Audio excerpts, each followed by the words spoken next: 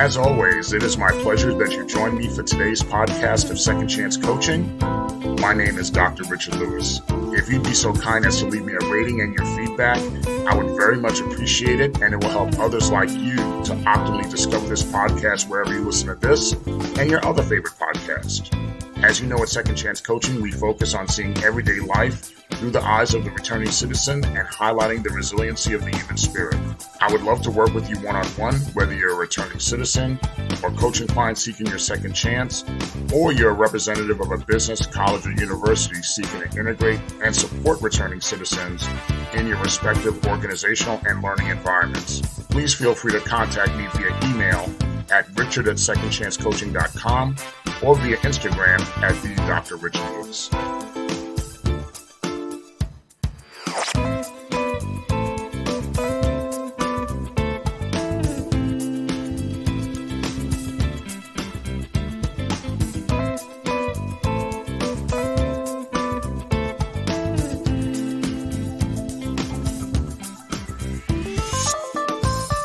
Welcome again to another edition of Second Chance Coaching. As always, it is my pleasure to join you on another week of your reentry journey from whichever corner of the world you're listening from. We always remain humble and excited that you've decided to spend a part of your week with us. Wanted to share with you guys just a quick programming note for those of you who listen to our podcast on Google Podcasts. So giving you the heads up very, very early. After April 2nd, 2024, podcast will no longer be available on Google Podcast, and we'll be exporting anybody who subscribes to this podcast on Google Podcast to YouTube Music, which you could also listen to this podcast on YouTube Music. And right now, even though Google Podcasts won't expire till April 2nd of 2024, you could also listen to Second Chance Coaching on YouTube Music right now.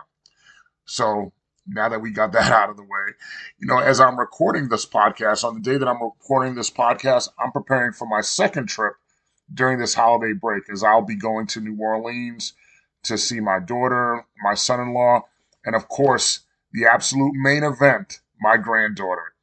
By the time this podcast premieres on Wednesday, December 27th, we'll be in the season of Kwanzaa, and everyone would have already celebrated Christmas, and it's my hope that you and yours had a blessed and Merry Christmas, and of course, all the Santas in your life left you lots of love and lots of goodies under the tree. But going back to the day in which I'm recording, the day that I'm recording today, I'm recording this on Saturday, December 23rd. Today is actually my birthday, and I've reached the tender young age of 52 years old. There's so much excitement up until this point. There's been so much excitement in my life up until this point of 52, and I'm looking forward to more blessings, more excitement, and more shared good times with loved ones, which is always the gift that keeps on giving. But the funny thing is on this particular birthday, this week leading up to my birthday, I was thinking of the Billy Crystal stand-up comedy special on HBO. I think, HBO is called Max now. I think of his stand-up comedy special called 700 Sundays, which certainly during the holiday season, if you have a chance to look at it, I highly recommend it. Billy Crystal focused on his early childhood in this stand-up comedy special, 700 Sundays. And the title 700 Sundays refers to the number of Sundays he spent with his father in his lifetime before his father passed away when Crystal was only 15 years old. I loved particularly how at the end of the special, Billy Crystal goes to the crowd, and I'm not saying this verbatim, but pretty much this is what he said. And he talked about his life and his childhood, the difficulties and the joys and everything.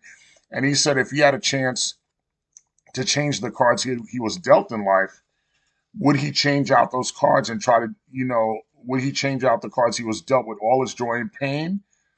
Or would he keep those cards? Would he keep those cards with all the joy and pain? Or would he try to trade up or deal with better or new cards? And in the special, Billy Crystal elects to keep his cards with all the joy and the pain that it comes with. And as I think of where my journey is at 52 years old, I too will take the cards I've been dealt with. with all the joy and pain that comes with it. Yes, it hurts to have lost both my parents and my son, but thank goodness I had the privilege of sharing love with them. They knew that I loved them, and I know that they loved me.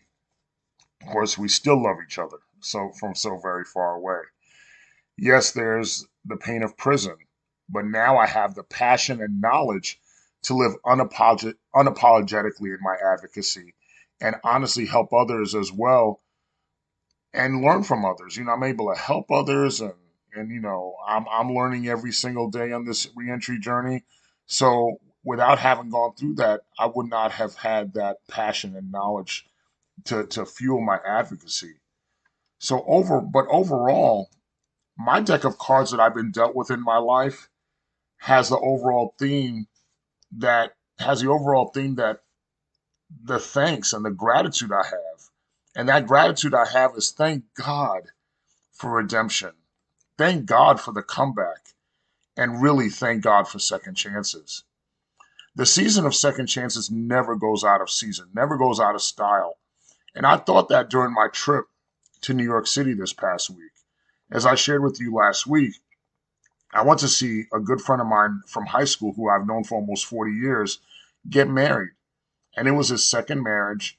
And I loved it, just touched me so much. I love seeing his three sons from his previous marriage stand for him and welcome their bonus mom into their family and circle of love. It was really a touching dynamic. And it's really a blessing to find that one person in your life to be blessed with, to share a life with, to share everything with. And now my good friend has now been able to find that a second time in his life. It's just absolutely beautiful. And during my short trip to New York City, in addition to going to his wedding, I prioritized to see one of my aunties who live in Brooklyn. Now, this auntie is my mother's only oldest sibling, as my auntie is the firstborn of 18 that my maternal grandparents had, and I think it's 18 kids that they had, and my mother is the second oldest. So my auntie, who I saw as the oldest, and my mother was the second oldest. We were born right after her. And this auntie means the absolute world to us. And when I say us, my sister and I, as she was with my sister and I when my mother passed away. And I have to say that my second chance dynamic, my second chance season, that reentry journey really started in her very apartment in Brooklyn. My work release assignment, I worked in Brooklyn. So it was convenient that before I would have to go back and on the days that I had to report back to the facility, I would stop by and have dinner at my auntie's house. And eating dinner with my aunt and my late uncle really brought a significant amount of normalcy to the beginning of my reentry journey, because at that time we just talked about anything. We talked about normal stuff, nothing that was too crazy. Wasn't talking about the case, wasn't talking about the requirements of work release. It was just having a normal conversation. And I really, not only did it help me succeed in my initial part, that really infancy part of my reentry journey, but I believe it really helped me and set me up for long term reentry success. And having that opportunity to visit with her and talk with her and relive those memories and talk about where we've been and what we and to just catch up was just such a blessing. And being in New York City overall, whether it was staying with my son's godparents, and when I was riding on the subway and on the Long Island Railroad and reflecting and absorbing the sounds of the New York City subway and just watching people watching and seeing how things have changed and how things really didn't change a lot. Even going and paying respects at the cemetery, where my parents are buried, where my paternal grandparents are buried, and my father's twin sister, my uncle, a bunch of family members that are buried there. It just, and having the opportunity to pray and reflect while I was there, it really made me think of my second chance season, something I live every single day, and this is your second chance season, a season that you live every day. Like I said, a season that never goes out of style. But we particularly think about the second chance season as we're now at the end of the calendar year. The end of the calendar year, this holiday season, and in my case, my birthday is my personal new year. It really gives you and I an opportunity to really optimize our second chance in life. You know, in so many areas of our lives, you know, it really gives us an examination of looking at our second chances. It gives us that additional opportunity to achieve your goals and dreams, as well as a chance to really right some wrongs that you may have committed in the past, or really optimize opportunities that you might have passed up on, or inadvertently did take advantage of, and make those corrections, you know. And doing better and optimizing your second chance doesn't mean that you'll do everything perfect. I mean, God knows I don't do everything perfect. I know you don't do everything perfect, but perfection is not really what we're looking for. You know, we're not going to do that. But the second chance is really just the opportunity. Is just the opportunity to have that additional opportunity to try to do better the second time around, or the third time around, or the fourth time around, or the fifth time around. You know, we all make mistakes. All of us do. I make mistakes every day. I was telling that to somebody who was talking to me about, you know, how come this person did this? They were talking to me about someone else, and I said, you know what? They can make their mistakes. Let them have the opportunity to make their mistakes. And in all of us making mistakes, you know, we all deserve that second chance to make things right, to make that second chance season active, to make that second chance season, you know, to ignite it. The second chance season never goes out of style. It never stops for our opportunity to right wrongs, to optimize chances, to make the connections, and to correct the disconnects. You know, I was looking at on a website, minimalismmadesimple.com. You know, we talked about minimalism a couple of weeks ago. And a lot of times people think to yourselves, man, I know we talk about second chances, but how do I get to that second chance? Sometimes the biggest obstacle in me getting that second chance is myself, is me being in my own way. I've said that to myself. I'm quite sure sometimes you guys have said it to yourselves. And minimalismmadesimple.com, which is a great website for so many different things, so I would definitely recommend that, talks about 10 ways to really say, how do we lock in to get and proactively seek that second chance in our lives? And because, like I said, everyone makes mistakes, but let's see if we could make that second chance and deserve that second chance together, on how to make things right and disconnect. Speaking of second chances, you keep hearing that those chimes. Someone is definitely doing a lot of walking in front of my door today. But anyway, let's get back to the 10 ways to get that second chance in your life. The number one thing that you want to do in optimizing that second chance in your life, number one, is to forgive yourself. Forgive yourself. Forgive and learn from the mistakes that you've made. But if you don't forgive yourself, you're going to stay stuck. You're not going to be able to really ignite and open up the door to that second chance. Number two, you know, apologize to those you've hurt. You know, there's nothing wrong in trying to repair relationships and rebuilding trust with those you might have hurt along the way, or have disappointed along the way. So apologize to those you've hurt. Number three, in connection with number two, reach out to others. Reach out to others for support. Reach out to others for wisdom, for mentorship, for guidance. There's nothing wrong with copying the formula for success. You don't have to be the one that invents that particular formula. Number four, learn from your mistakes. Tell that to my students all the time. The second chance season for students is going to start in a few weeks when we start our new semester. And learn from your mistakes. I always tell them, you learn more from the mistakes you've made. And I tell them I learn more from the mistakes I've made than the degrees I've earned. Number five, make a plan. What do you want to do with this second chance? What do you want to do with this second chance in your hand? What is it that you want to do long term? What is it that you want to do short term? Number six, make those positive changes. You know, right now we're in the second chance season. We're at the end of the calendar year. We're at the holiday season, where now that Christmas is over, now we're starting to think about, what are we going to do for New Year's resolutions? Or, like I like to say, how are we going to re-engineer ourselves for the new year? So make those positive changes. Start doing that now. I always say that maybe you should have started doing that in October. I start to try to do it in October so I could build that momentum into the new year. So make those positive changes. Number seven, be patient.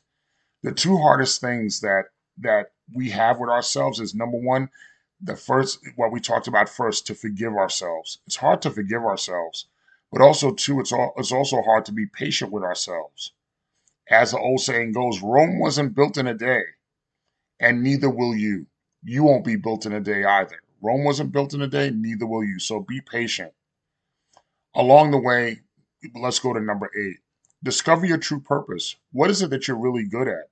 As I told students when I would sit there with advising them, when I would advise them, whether it be for classes or career counseling, I always would tell them, what would you do, or what excites you so much that you would want to get paid for, but you would do it for free?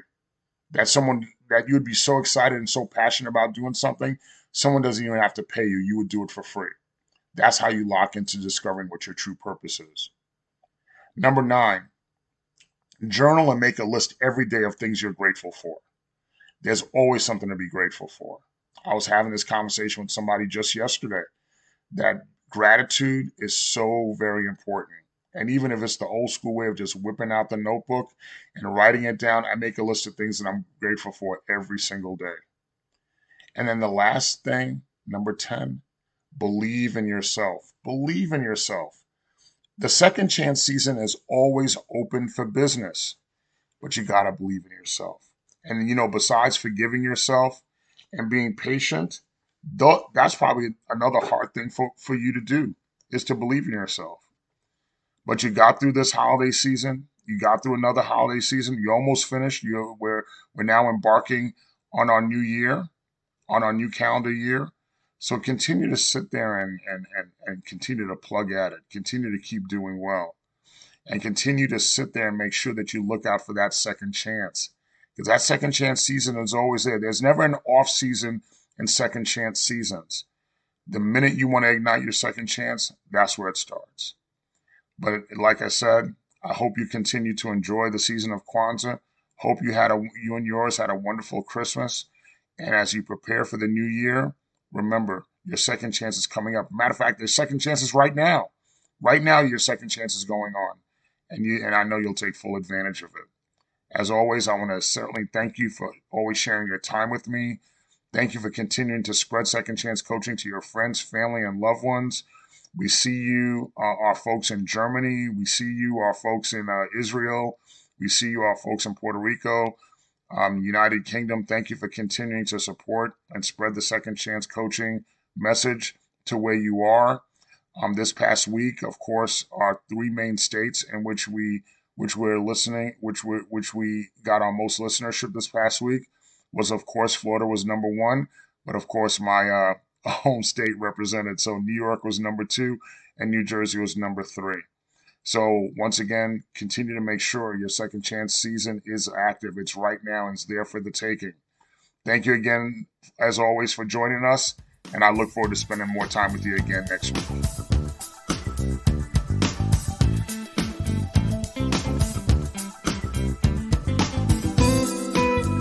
Thank you again for joining us here at Second Chance Coaching. In addition to coaching services for individuals and businesses, I'm also available for speaking engagements and workshops on criminal justice reentry, human resources, as well as organizational culture and leadership. Feel free to email me at richard@secondchancecoaching.com, as well as connect with me on Instagram at @DrRichardLewis. Remember, every day you are given this opportunity for your second chance, and I know you'll make the best of it. I love you all, and I look forward to connecting with you next time here at Second Chance Coaching.